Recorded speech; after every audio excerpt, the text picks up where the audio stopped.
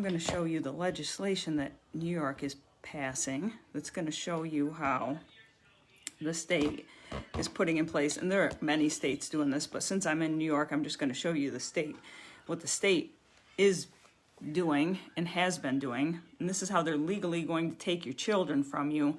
They're actually going to use this to take you out of your home too during the permanent second lockdown that's coming. This is how they're going to remove people. You know, we keep talking about these camps they're going to take you to. They're going to use these outbreaks, these positive tests, how they've been conditioning all of you to go get tested. Even if you don't have symptoms, go get tested, track and trace everybody. If you've been exposed, you keep hearing about these fake exposures, even though the Department of Health never lines up with these fake exposures. They're conditioning you to get used to this. And during the second lockdown, they're going to be removing your children from you in these public schools. This is why we're screaming at the top of our lungs to keep your children home, keep your children close to you. So I'm going to show you in New York State, and this is true in the other states too, you can look this up, but since I'm in New York State, I'm going to show you New York State. They've been putting these legislation, these bills in place, and they're passing them under your noses to be able to remove you from your home with suspicion of this fake virus. Now, this virus doesn't even exist. The PCR testing that they're doing when they do this test on you doesn't isolate any COVID-19 because there is no such thing as COVID-19. Everyone that's died from complications from flu, pneumonia, or other illnesses. They've forged these death certificates, but the test itself doesn't isolate anything called COVID-19. There is nothing that can isolate a COVID-19. This has been fakery since the beginning, and they even tell you this on the CDC. So not only is it fakery, but they tell you it. But I'm going to turn this around and I'm going to show you what they're putting in place, just so you know. So make sure you share this out to people. So I have right here NewYorkSenate.gov legislation bills. We're going to click on that. So you'll see the Assembly bill, the New York State Senate. Let me clear out my COVID so I can talk. You'll see there's the web address for people that don't want to think it's fake or not. It's a government site, and I've told you a million times, you cannot buy a domain that's a .gov. Somebody just said it's happening in New Zealand already, as I'm sure you know, waiting for news of the same thing to be ruled out in the UK. So there you go, guys. In the comments, someone said it's already happening in New Zealand. You cannot buy a .gov domain unless you can prove to the people selling the domains that you work for the government. So if it's a .gov domain, this is an actual government site. So this is New York State Senate site. And here's their Assembly Bill A99, and I'm going to read it to you.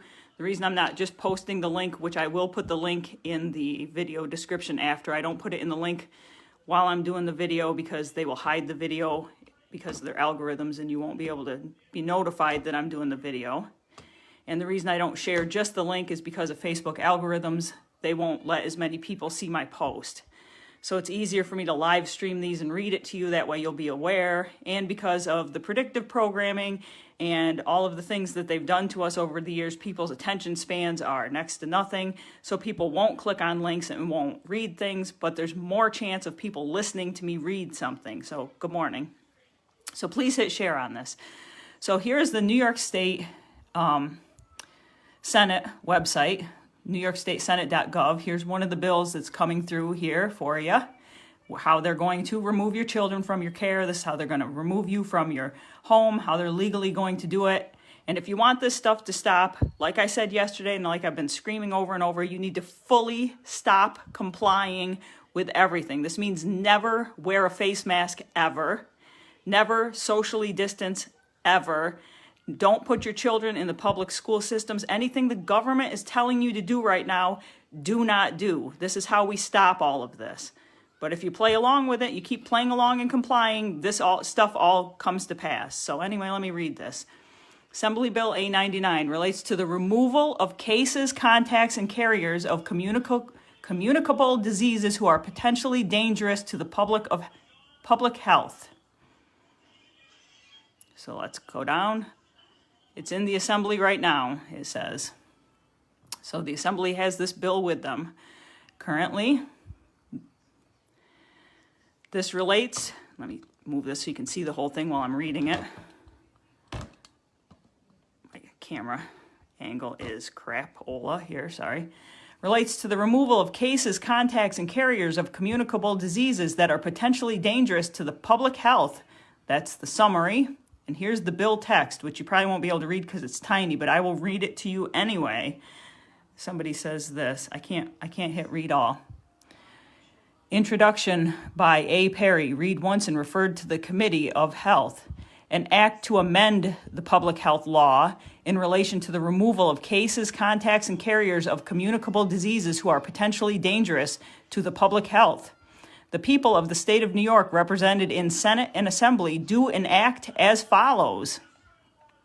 Section 1. The public health law is amended by adding a new section, 2120, to read as follows. 2120A, removal and detention. They're going to detain you. Of cases, contacts, and carriers who are or may be a danger. You either are or may be a danger. So it doesn't even have to be that you are a danger. Listen closely to the words. To public health, other orders. Number 1, the provisions of this section shall be utilized in the event that the governor declares a state of health emergency. Get ready for the second lockdown. Due to an epidemic or any communicable disease, of any communicable disease. So there you go, the fake pandemic. That's what they're talking about here. Number 2, upon determining by clear and convincing evidence that the health of others is or may be endangered by a case, contact, or carrier, or suspected case. So just a suspected case is enough for them. Contact or carrier or a contagious disease that, and they're calling this so contagious that you got to stay 6 feet apart and have a mask on, in the opinion of the governor, so no facts here, just his opinion, after consultation with the commissioner, may pose an imminent and significant threat to the public health, just one case, resulting in severe morbidity or high mortality, the governor or his or her delegee, I lost my place, including but not limited to the commissioner or the heads of local health departments, may order the removal and or detention of such a person or of a group of such persons by issuing a single order, identifying such persons either by name or by reasonably specific description of the individuals or groups being detained. I hope you're listening to this. So if they just have any suspicion whatsoever, they're saying that you might be contagious, they can, with just their opinion, remove and detain you. This is how they're going to remove these kids and detain them away from you out of the schools. I hope you're paying attention to this. Such person or group of persons shall be detained in a medical facility or other appropriate facility or premises designated by the governor or his or her delegee, complying with subdivision 5 of this section. So it doesn't have to be in one of their medical facilities. This is any little detention center that they decide. I hope you're paying attention to this. This is a New York State Senate legislation bill. So keep saying conspiracy theory. This is in front of your face. A person or group removed or detained by order of the governor or his or her delegee pursuant to subdivision 2 of this section shall be, there's 166 more lines, detained for such period and in such manner as the department may direct in accordance with this section. That means they can detain you as long as they so choose. That's what that means. That means if they, so far, let's summarize. So far, just one person that they even suspect may be contagious of this, they can remove you and detain you in some center that they've delegated for as long as they so choose. That's the summary so far. Notwithstanding any inconsistent provision of this section, a confirmed case, which means with their mandatory test, I'll put the link up afterwards, or a carrier who is detained pursuant to subdivision 2, which means they already stole you, or this section shall not continue to be detained after the department determines that such a person is no longer contagious. So whenever they determine to release you, that's when they would release you. They're going to keep you as long as they choose. That's what they're saying. A suspected case or suspected carrier who is detained pursuant to subdivision 2 of this section shall not continue to be detained after the department determines with the exercise of due diligence that such person is not infected with or has been exposed to such a disease, or if the infected with or exposed to such a disease no longer is or will become contagious. So they added that in so they can keep you permanently if they choose, or will become contagious. So they're going to say that there's this outbreak and there's a potential for you to still become contagious, and that is how they're going to keep you detained. Notice that they said if there's still a risk of you becoming contagious. That's why they added that line in, so that they can keep you detained. When you read these thoroughly as though you're an attorney. A person who is detained pursuant to subdivision 2 of this section as a contact or a confirmed case or a carrier shall not continue to be detained after the department determines that the person is not infected with the disease, or that such a contact no longer presents a potential danger to the health of others. A person who is detained pursuant to subdivision 2 of this section as a contact or suspected case shall not continue to be detained, 1, after the department determines with the exercise of due diligence that the suspected case was not infected with such a disease or was not contagious at the time the contact was exposed to such individuals, or after the department determines that the contact no longer presents a potential danger to the health of others. A person who is detained pursuant to subdivision 2 of this section as is appropriate to the circumstances. A, have his or her medical conditions and needs assessed and addressed on a regular basis. So continue with the tracking. You're going to be continually tracked, so somehow they're going to tag you to track you. Be detained in a manner that is consistent with recognized isolation and infection control principles in order to minimize the likelihood of transmission of infection to such persons and others. That's where they're talking about removing and detaining you in these isolation centers. And they already talked about the isolation rooms in the schools. That's where they're going to hold you until they remove you from the school. That's what this law is. When a person or group is ordered to be detained pursuant to subdivision 2 of this section for a period not exceeding 3 business days, such person or member of such group shall, upon request, be afforded an opportunity to be heard. Oh, look at that. They're going to let you speak. Isn't that nice? If a person or group detained pursuant to subdivision 2 of this section needs to be detained beyond 3 business days, they got to sneak this in here so that you know that you're going to be kept beyond 3 business days. They shall be provided with additional commissioner's order pursuant to subdivision 2 and 8 of this section. So they're going to put an additional order in so that they can keep you beyond the 3 days. When a person or group is ordered to be detained pursuant to subdivision 2 of this section for a period exceeding 3 business days, and such person or member of such group requests release, so they're keeping you longer and now you're begging to get out, the governor or his or her delegee shall make an application for a court order authorizing such detention. So then they're going to get a court order to keep you within 3 business days after such request, by the end of the first business day following such Saturday, Sunday, or legal holiday, which application shall include a request for an expedited hearing. I hope you're reading this. I hope you're paying close attention. After any such request for release, detention shall not continue for more than 5 business days in the absence of a court order authorizing detention. Notwithstanding the foregoing provisions, in no event shall any person be detained for more than 60 days without a court order. So they're saying that they're going to get the court order within the 60 days. So they're going to hold you for 60 days before you get the court date authorizing such detention for a suspicion of the fake virus.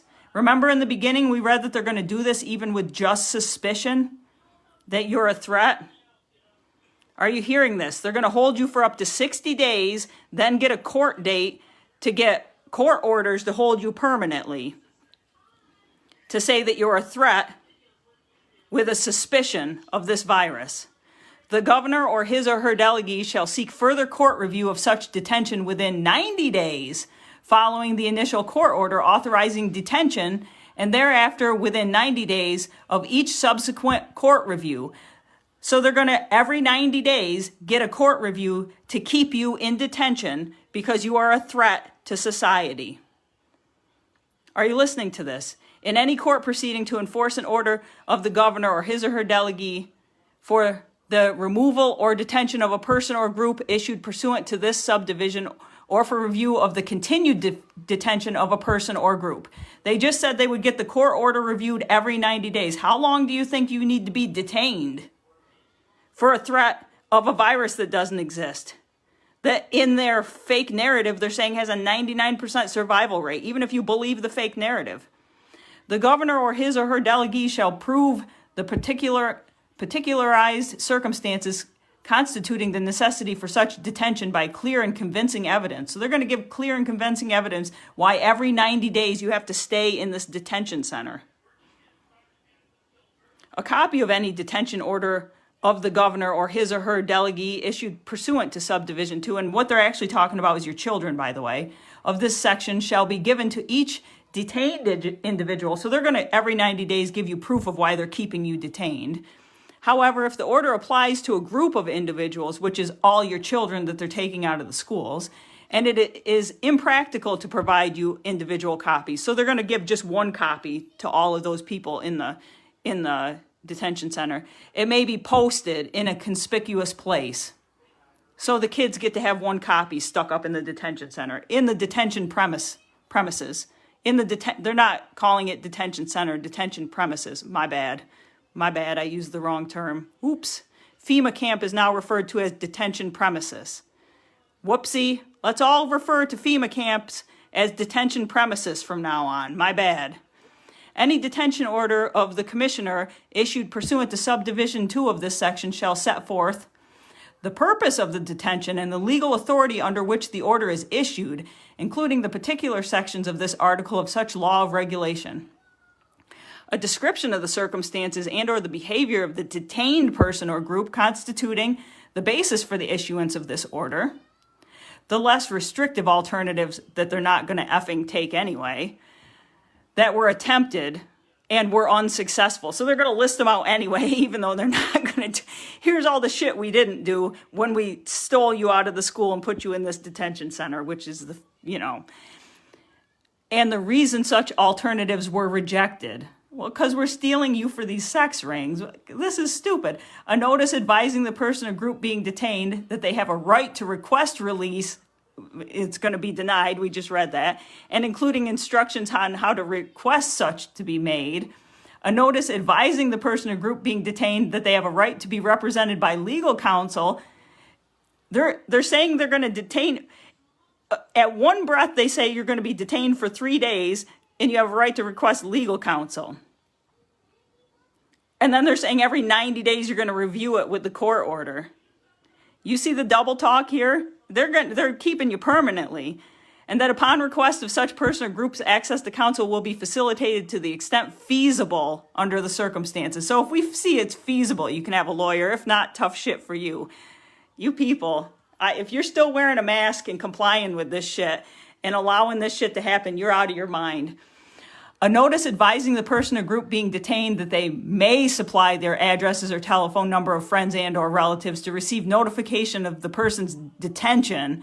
Oh, they might let you notify your family that you've been put in this detention center, and that the department shall, at the detained person's request and to the extent feasible, provide notice to a reasonable number of such people that the person is being detained. Isn't that kind of them? They might let your friends know that they put you in a detention center. In addition, an order issued pursuant to subdivisions 2 and 7 of this section requiring the detention of a person or group for a period exceeding 3 business days, which they already said they're going to do, with court order, shall advise the person or group being detained that the detention shall not continue for more than 5 business days, even though they already admitted that it's going to, after a request for release has been made in the absence of a court order authorizing such detention.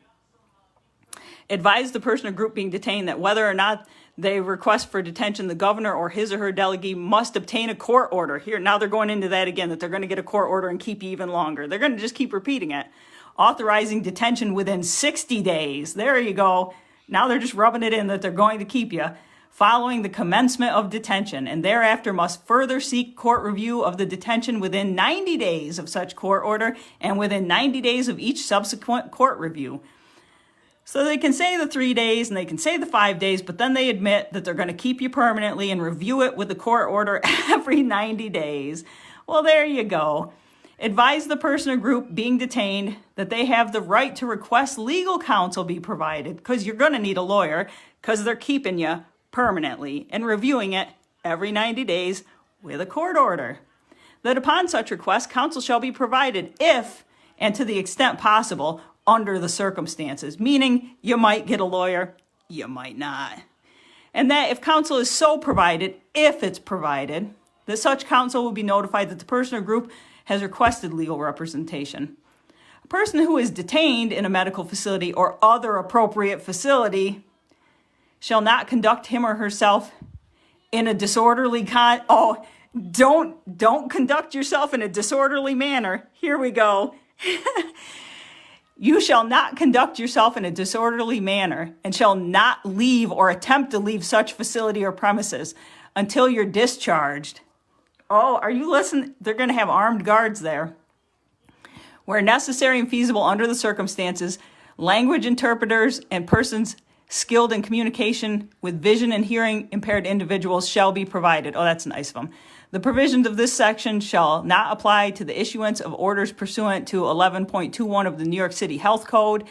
In addition to the removal of detention orders referred to in subdivision 2 of this section and without affecting or limiting any other authority that the commissioner may otherwise have, the governor or his or her delegee may, in his or her discretion, meaning they can do whatever the hell they want, issue and seek enforcement of any other orders that he or she determines are necessary or appropriate to prevent dissemination or transmission of communicable disease or other illnesses that may pose a threat to public health, including, but not limited to, orders requiring any person or persons who are not in the custody of the department to be excluded, to remain isolated or quarantined at home or at the premise of such person's choice that is acceptable to the department and under such conditions and for such a period as will prevent transmission of the contagious disease or other illnesses. They're pretty much saying they have a right to do whatever the fuck they want.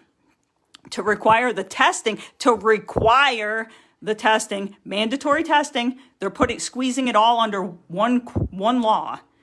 Pay attention to this. They're taking everything and putting it into one law. They're putting the mandatory testing, they're putting the steal you out of your home, steal the kids out of school, all in one law. To require the testing or medical examination of persons who may have been exposed. So if you may have been exposed, they're going to force test you, or infected by a contagious disease, or who may have been exposed to a contaminated with dangerous amount of radioactive materials. There's your 5G. They're admitting to 5G.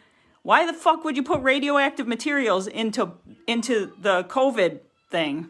Well, honey. All right, I'll get you more in a second. Or toxic chemicals. To require an individual who has been... Okay, honey. Has been exposed to an infected or contagious disease or they just admitted to 5G. You saw that too, right?